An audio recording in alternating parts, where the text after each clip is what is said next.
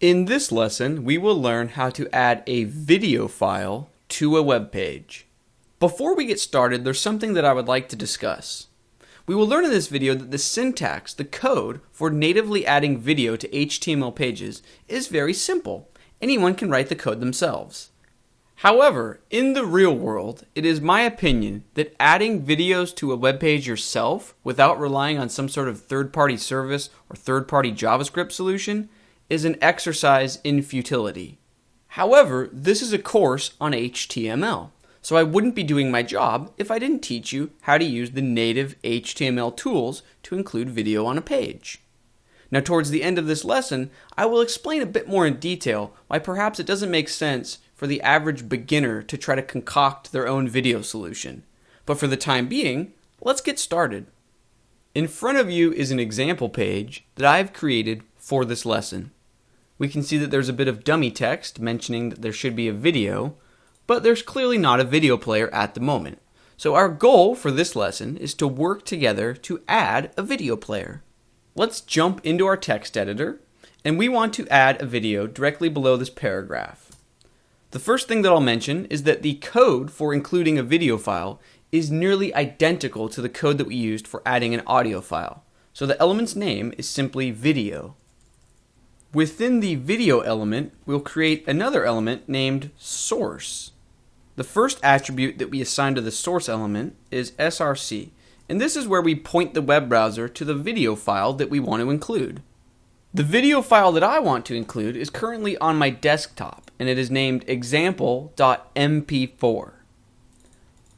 Our website currently lives in this folder, so let's move the video file to sit in the same directory as our HTML web page. Now within this directory, let's create a folder named video just to stay organized, and then move our video into that folder. So within our code, we will move into the video folder, then include a /, and then simply type the name of the video file, example.mp4. The second attribute that we will want to add to our source element is named type.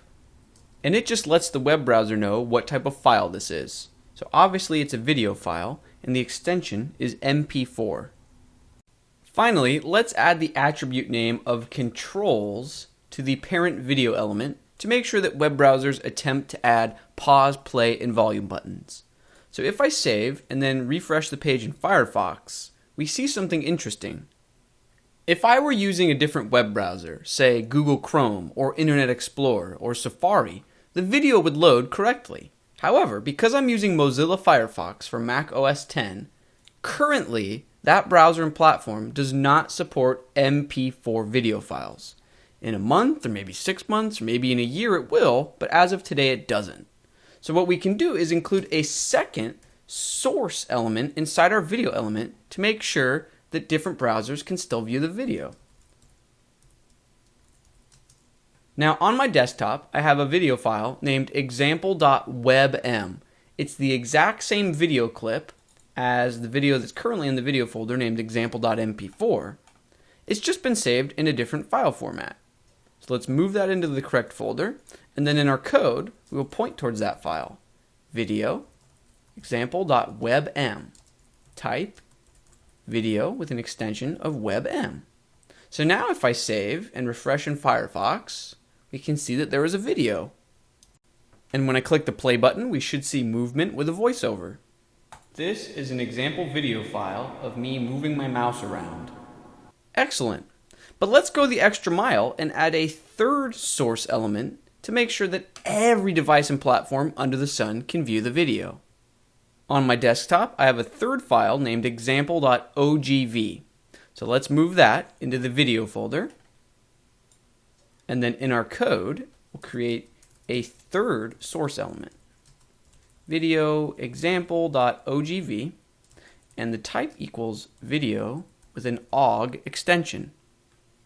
So we now have 3 identical videos saved in different file formats, and these are the 3 most popular HTML5 video formats.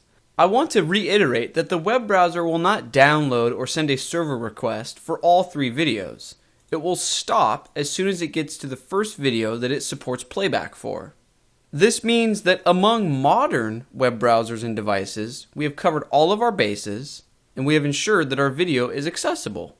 However, older or outdated versions of web browsers do not support native HTML video. They instead require a plugin, usually Adobe's Flash. However, this is a course on HTML, not Adobe Flash or building custom video solutions. So what we will do to handle legacy browsers is simply include a bit of simple fallback text. Your web browser is outdated and does not support HTML video. Please consider updating. And then we can make the word updating a link. And if users click on it, we'll point them towards a website named browsehappy.com. The Browse Happy website will give users more information on how to update their browser. So that's an example of how HTML can natively add video to a page. However, in the real world, it's a little bit more complicated than that. Here are a few reasons why. Number 1, older browser support. In the real world, it's probably not the best idea to tell users to hit the road if they don't have the newest web browser. So you will need some sort of Adobe Flash fallback support for legacy browsers. Number 2, video resolution. For example, if someone comes to our website and they have a slow internet connection, it probably doesn't make sense to serve them up a 1080p high-def video. So instead, we need a video solution that can do either one of two things, maybe even both. Number 1, automatically detect the user's speed and then adjust the video resolution or the quality of the video depending on their speed. Or number 2, we need to have some sort of resolution picker so users can click or tap on a menu to choose, do they want 240p, 480p, 1080p, or somewhere in between to match their speed. Number 3, custom UI or branding concerns. So for example, what if we want to control the way that the pause and play icons look, or where they sit, or what color they are? In order to override the default HTML5 control bar, we're going to need to write a bit of JavaScript. Now, what do all three of these complications have in common? They are all outside the scope of basic HTML, which means until you are an experienced web developer, until you're familiar with writing JavaScript code, you will have a tough time tackling any of these issues on your own.